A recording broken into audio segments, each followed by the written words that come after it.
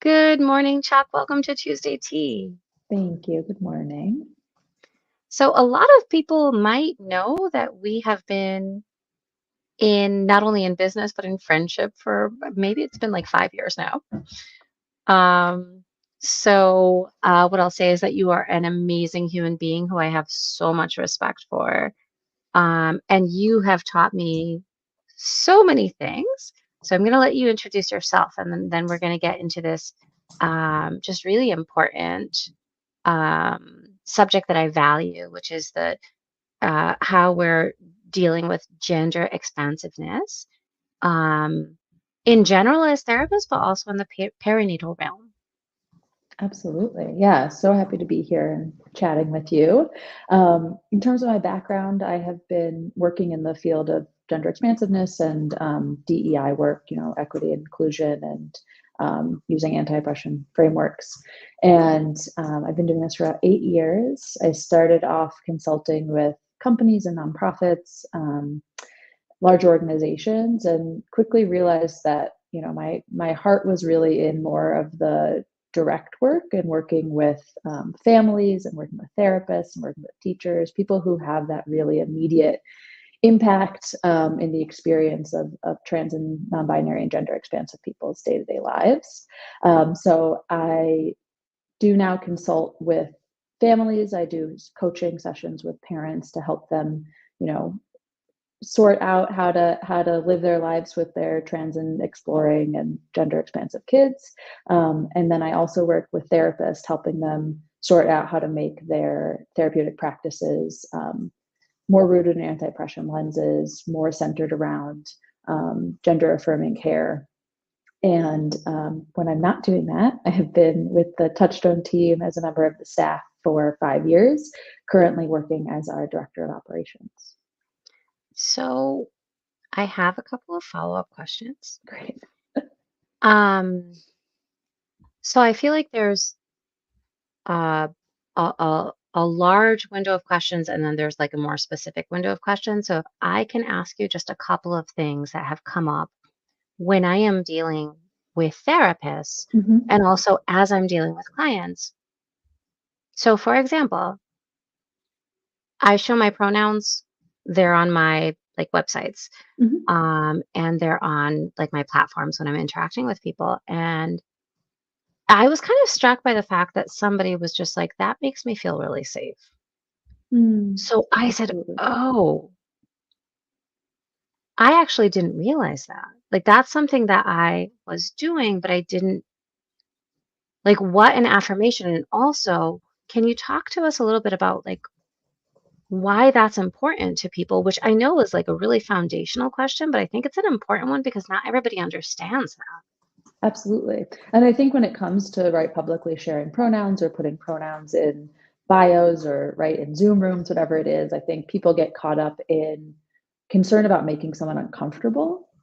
And I think your question is spot on, Diana, right? What we really want to be focusing on is who are we helping feel more safe or more connected or more seen in a space. And those are the people I'm most interested in, in making decisions around. I think that for myself, I'll say, seeing someone have their pronouns in their name line or in their bio or in, again, that Zoom room, really to me just signals that they have some awareness that no one can look at them and know their gender, right? And just knowing that they have that baseline knowledge does make me feel a little more connected and a little more secure in that space, and makes me hopeful that I, as a person who is non-binary and uses they them pronouns, and um, that I will feel more affirmed in that space myself. And I think it can be just a really simple way of signaling to people, hey, this is something I think about.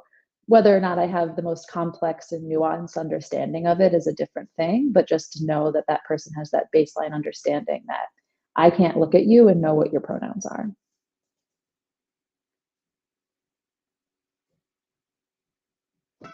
Yeah, and I There think you that go. there's this really important just understanding of the fact that we're not, there's a small child following me, Great, um, perfect. Hello, small is child. that we're not always going to get it right. So I'm wondering, where do people get resources? Because I have this advantage of having a community that's going to call me in Hmm. if they're noticing something that I might need some guidance on. But how do other people do that? Yeah, absolutely. I think that there are a lot of resources out there now, luckily, starting to be more and more resources for people to just, diversify their language, get a better understanding of what gender identity is and gender presentation. I think, one place to start is consultation, right? I offer consultation, but I think there are a lot of therapists. I'm not a clinical practitioner. I'm not a therapist. I think there are more and more becoming therapists who are available, who they themselves are trans or non-binary, and are making themselves available for consultation. So I think those kinds of in-depth conversations and those problem solving, just like you would with any other consultation you're doing for client work, I think is a really essential component. And then in terms of further learning, right, there are a million books and podcasts and resources in the world that I think, a big part of it that people often miss is there's a really big need for practice and a shift in the language you're using on a day-to-day basis, partially so that you get more comfortable, right, with pronouns and with the way you're talking about people, but also to help you shift that idea in your own brain, right? I think we're taught from a very young age that gender means something very specific, and it means two categories of things that are clear and obvious. Um, and it means that, right, again, you can look at someone and know their gender identity, you can look at someone and know their pronouns. And part of the unlearning of that is spending time practicing. So to say, right, even just as you're in your own safety of your own head or out loud with your children or your family, right? I think as you navigate the world, catch yourself how often you're gendering strangers, right? We do it all the time, constantly. We'll tell a story about running into somebody at a grocery store, right? And we're gendering them right away, right? Because again, our brains are in love with buckets, right? And that is just our neurobiology. That is true. However, we can do a lot to shift what those buckets look like and to unlearn the idea that those buckets are something specific and stagnant. Um, and we know, right, beyond just sort of beyond trans people, right? We know that gender is forever shifting and changing across geography, across time, right? What it means to be a woman in the United States today, and how what's expected of you in terms of presentation, in terms of how you work, in terms of your interaction with children, looks really different than what it looked like in the 1800s. Um, and what it looks like to be, for instance, right, a Black woman in the United States today, the definitions of what those categories are extremely different if you go somewhere like India or Kenya or Russia, right? Like we can see the ways that this idea of gender being a very stagnant thing doesn't really line up with our reality in the world we live in. And part of unlearning that, again, is really just taking the time to catch yourself and to see the ways that you're gendering clients, the way that you're making assumptions about your clients' experience of gender, about the way they interact with the world, and getting really curious, interrupting, yourself in that thought process, finding ways to use more gender expansive language, gender neutral language, right? And also to get really curious about your clients and their experience of gender. And as this kind of uh, relates to the perinatal space, Mhm. I'm wondering if there are any foundational tips that you can give to us. So I know that there is some controversy in the world about people who prefer the word mother, for example, and Mhm. I use mother and or birthing person Mhm. because there are people who don't use that identification. And also the space is so wide, right? There are so many Absolutely. considerations, even outside of gender normativeness, that should be considered in that. So, can you give Absolutely. some tips and tricks? Definitely. And I want to say really explicitly, right? I think there's this concern of the erasure of motherhood and the erasure of womanhood when we talk about gender expansiveness in the perinatal sphere. And I want to be really explicit. I have a complete disinterest in the erasure of anybody, and especially in their experience of gender and the way that they interact with the world.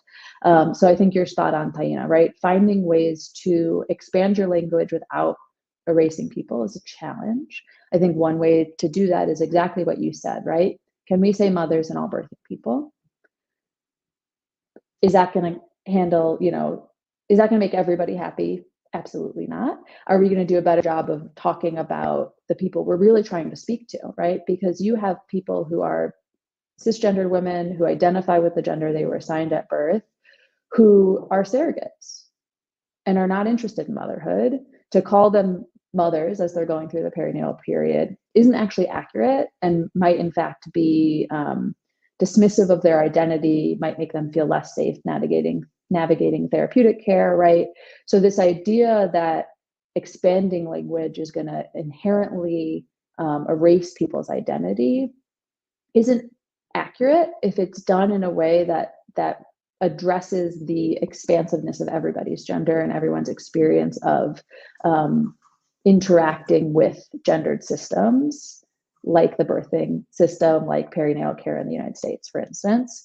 And so for me, I think it's really about making sure that you're speaking to everybody you're trying to speak to, right? And this is to be done both to make sure we're including trans and gender expansive people and non-binary people, but also to make sure we're addressing all of the cisgendered women who are navigating this world as well, who might not have the opportunity, whether by choice or by not by choice, to become mothers, right? And what does it mean to speak to them as they navigate this world, as they navigate fertility, as they navigate, perinatal and infant death and loss, right? How do we make sure that we're really talking to everybody that we want to be addressing?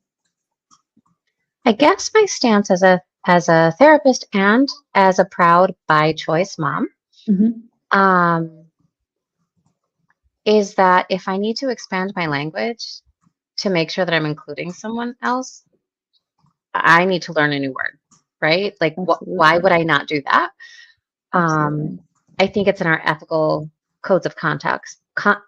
Code of conducts for our professions. And then there's this little part of me that gets scared that I might mess it up. And you're going to mess it up. I'm going to mess it up, right? Absolutely. I think that, as we're looking at anti-oppression work across the board, making a mistake has to be an assumption, right? And what are the systems you're putting into place for yourself for when you inevitably make a mistake? And you're going to make those mistakes not just because we're fallible and we're humans and we make mistakes all the time, but because language is constantly evolving and it's constantly changing, and people's needs around language are going to change forever, right? We don't speak the same English that our great-great-grandparents spoke, or we don't speak the same Spanish that our great-great-grandparents spoke, right? Like the way that language evolves is very natural. And I think people get caught up on this, right? There's all these new terms and I have to learn them. And right, we skip the awareness that we're learning new terms all the time, right? There are hundreds of terms added to the dictionary every year.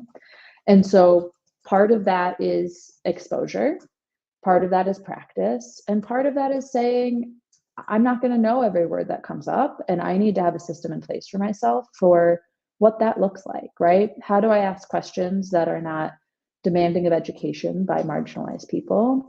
How do I make a mistake with grace and say I'm sorry without, right, making my mistake the center of the conversation, and instead make the harm that was incurred on the other end of that mistake the center of that reparative conversation? And then again, get consultation, find people in your sphere, whether it's, professional acquaintances or friends who you can really talk this stuff through with, because unfortunately, just thinking about it isn't going to help you learn the language, right? For anybody who's ever learned a second language before, thinking about a language does not, in fact, translate to speaking a language. And that's because those are not the same parts of our brain, right? The speaking part of our brain and the thinking word part of our brain are not the same parts of our brain. And so if you are trying to expose yourself just in the safety of your own head, that's a fantastic step. And that's in fact a fantastic part of the process and a wonderful part of the unlearning. But it's not going to equip you to really navigate spoken language and to navigate conversation out loud. I think to that point, one of the things that I think about as I navigate in multiple languages is having to navigate languages that are gendered, and the amazing and beautiful way that people who are a little bit younger than me have taught me how to say things differently. So I will say to my children, Chuck es tu tía, right? No es tío, no es tía, es tu tía. Right.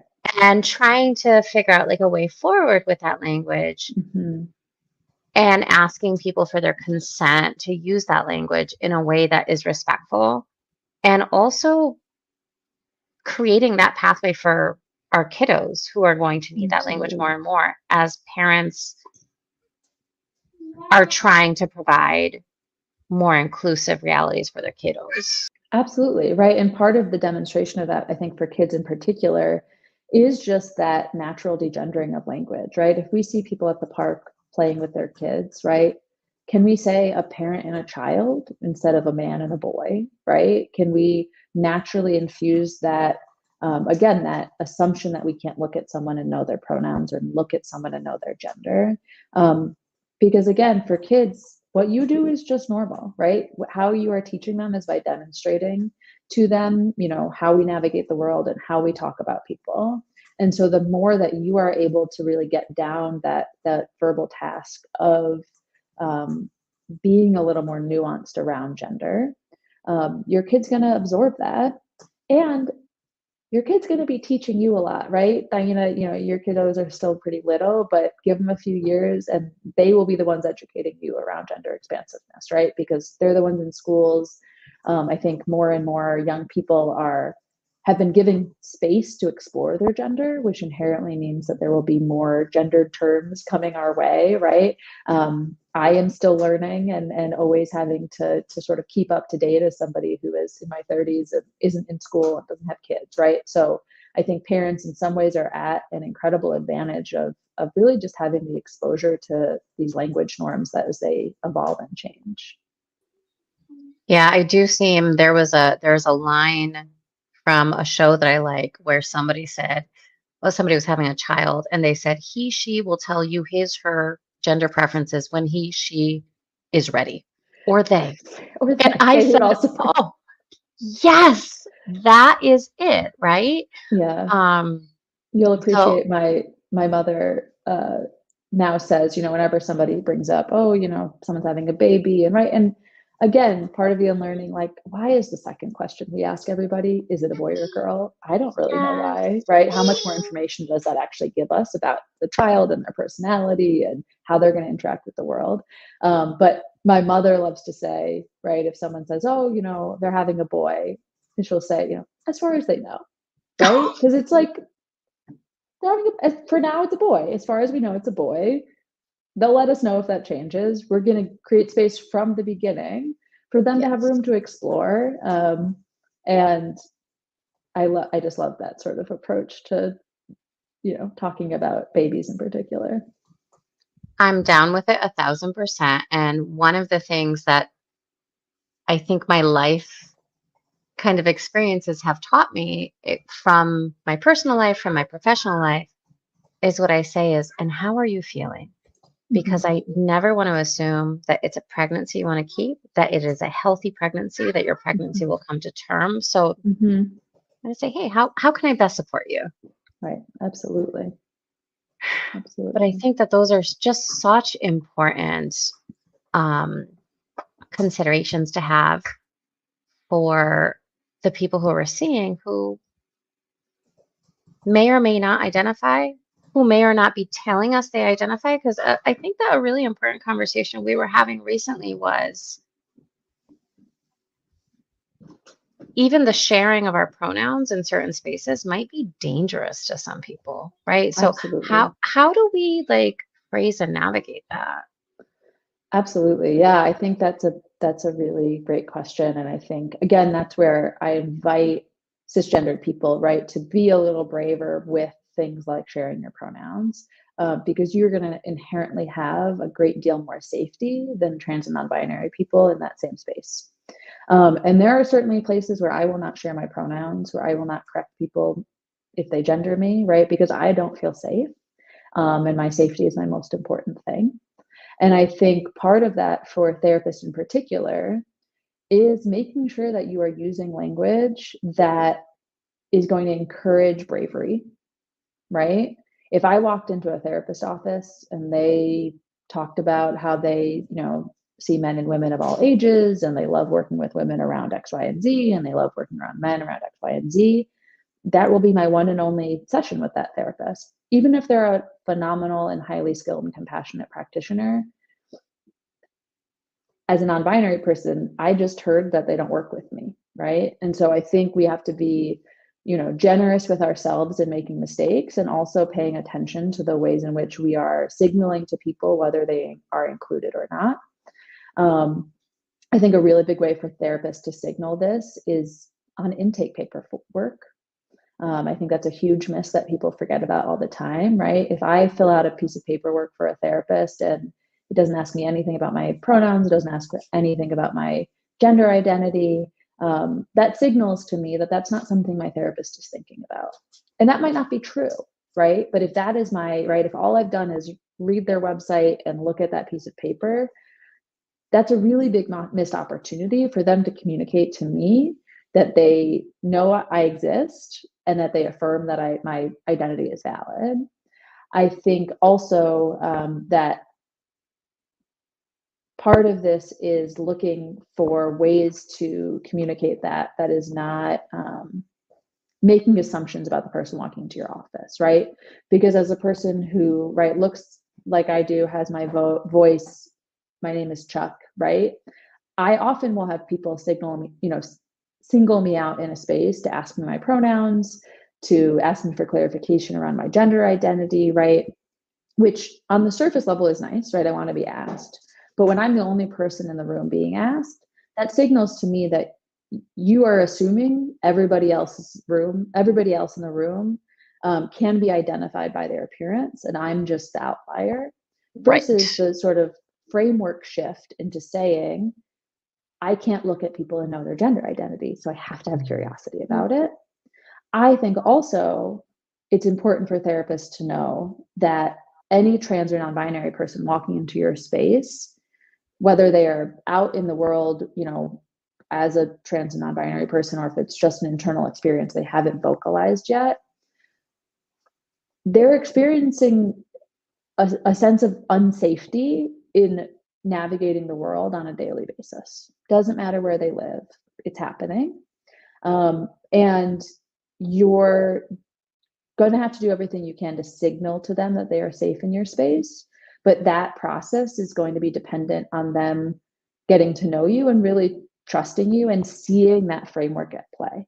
And so you might have clients who come into your office who leave that pronoun question blank, who fill in pronouns that are not really the pronouns they want you to use for them, but they're going to have to navigate sorting out how safe you really are, because there is so much violence and lack of safety experienced within these communities. So it's Pride Month. Mm-hmm. And I say that a bit hesitantly because Stonewall was a riot, Mm-hmm. right? And now Mm-hmm. what it has evolved into, right? But Mm-hmm. I remember some of the things that were not pleasant about that. So I kind of think about some of the signaling as you're talking about how we as practitioners can do some of the signaling. I think, and I'm wondering if you have some opinions about the difference between putting up a pride flag and integrating into your work, which I ask with curiosity because I know that that's a difficult line to navigate. Absolutely. I think a big part of it is being really honest with yourself in where you are in your learning and unlearning. I have walked into doctor's offices before with enormous pride flags on the window and gotten immediately misgendered because that person wants to treat trans and queer and non-binary people well, but they don't actually have the knowledge base yet, and they haven't done the framework shift yet to be able to do that. And so my advice to you would be like, don't put up that pride flag until you feel really competent, right? Just like you wouldn't put on your website that you work with suicidality if you're just starting to understand it, or you've read a couple books, or you've talked to one client, right? Again, getting really clear on where is your area of expertise and where isn't. And not everybody has to be an expert in gender expansiveness, right? Just like not everyone has to be an expert in depression, but getting really clear to yourself if these are clients that you would like to be working with, or clients you are already working with, right? What do you need to do to gain that competency, just like you would with any other specialization? And I think, the complicated thing is, just like with any other marginalized set of identities, right? The pride flag encompasses hundreds of identities. So you need to get really specific about who you're talking to, right? If you have a lot of lesbian and gay clients, say that. Just because I fall under the LGBTQIA umbrella doesn't mean you know how to work with me as a trans person because you work with gay people, because you work with lesbians, right? I think that is part of it also, is remembering. I think this is an issue that comes up with non-white, BIPOC, Black, Indigenous, right, people of color communities, where people say, oh, I work with, BIPOC populations. But if they haven't done the work to break down what that means, because again, that's just a term we use to mean other in our culture right now, right? LGBTQIA and right, people make fun of how many letters keep getting added to it, but letters keep getting added because we're talking about an enormous population of people who have a million identities within that umbrella. And I think we have to get really specific about how do we talk to the actual population we have expertise in. I think that's so well said. And even when I'm looking at that from the perspective of like BIPOC and intersectionality and all of those things, I try to be really intentional as a therapist. And also, I don't know all of the experiences. So there's this constant kind of wanting to like educate myself, and also this window of how do I say, hey, this is a population that, with respect, I can't be the best therapist for without saying it's not that I don't want to see that population. It's that I don't feel like I'm the best therapist for that population, Absolutely. if that makes sense. Definitely. It reminds me of a therapeutic intake session I had in Chicago once years ago. And I sat down with a therapist and we started talking, and I said something about being non-binary. Because again, there was no paperwork that indicated to me this person was curious about my gender identity. And so I had to advocate for myself and make it part of the conversation. And the therapist said to me, okay, yeah, I know something about that, but you're gonna have to teach me, I'm gonna need some teaching on more things. That was, of course, the one and only session I had with that therapist, because I'm paying to be there for a service. In no way, shape, or form is it my responsibility to educate her on my identity. And I think what would have been a much more healthy and healing experience for me would have been for that therapist to say, hey, I want to be transparent. I don't know much about non-binary identity. I don't have any clients that at the moment are out as trans. I'm happy to keep working with you, but if you would prefer to work with someone with that competency, I would love to make some recommendations for people I know in the area, right? I think that people get scared to just say, I'm not going to necessarily be the right fit for you, but also to make sure you remember that your client has agency, right? Because there's a world in which I'd be willing to work with someone who didn't know a lot about non-binary identity if there was, something really specific I was trying to work on that clinician specialized in, just hearing the invitation and the acknowledgement that I might not be the right fit for you, but you get to determine whether or not I am, would have been a night and day experience from being told that it's my responsibility to educate the practitioner on my identity. So I tend to use this video with most, if not all of my clients called Mm. Consent is Tea. Mm. And I do that because I want my clients to feel like if they want me to stop talking, they Mhm. can say that. If they feel Mhm. like I'm not right for them, they can say that. If they need me to do like a separate approach for them, they can say that. And I feel like there might be some interactions with how we want to see ourselves as professionals versus how our clients see us. So I'm wondering if you could Mhm. like say a little bit about that.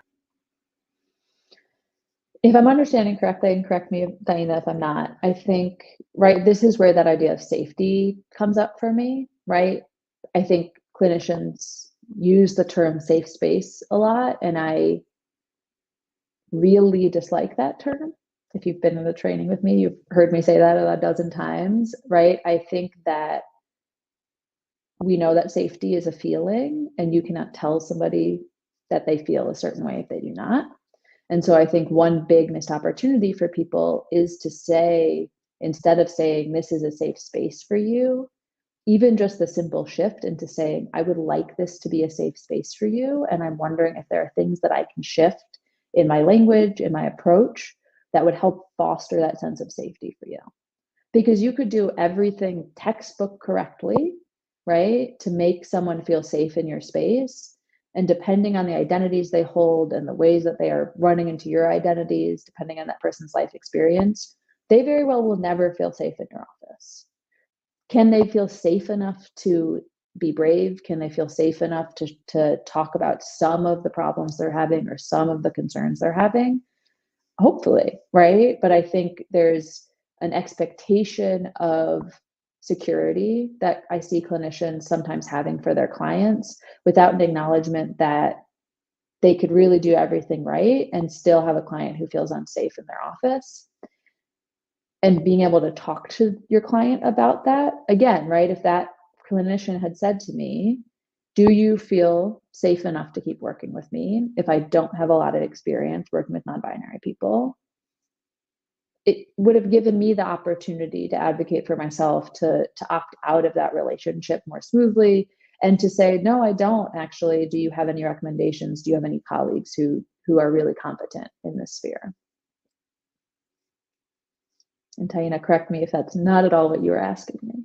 Yeah, so that's actually exactly what I was asking because I feel like if we can have those conversations in an honest way, it's Mm-hmm. helpful for everyone involved, the Absolutely. therapist as well as the client. And frankly, it's our job and our responsibility to serve the client. Absolutely. How do people get in touch with you if they would like to continue to have this conversation Mhm. in how this may potentially affect their clients? Absolutely. Yeah, definitely. People can email me at hello@chuckbernson.com, or visit my website, which is www.chuckbernson.com. I offer sliding scale consultation for therapists and for parents is really my area of focus right now. And I'm also available for training. I run trainings for um, organizations and group practices, and right, there's a lot of room there. I think there's the consultation piece, and then there's the more in-depth educational piece as well. Chuck, I'm so grateful that you have come to give us at least a foundation for what this info can be. And I'm looking forward to continuing to learn from your not only your consultation, but your trainings on how to help people because I would also like to put out there that it's if it's not necessarily your identity, we might have some work to do, and that's okay. Absolutely, and it's true across the board, right?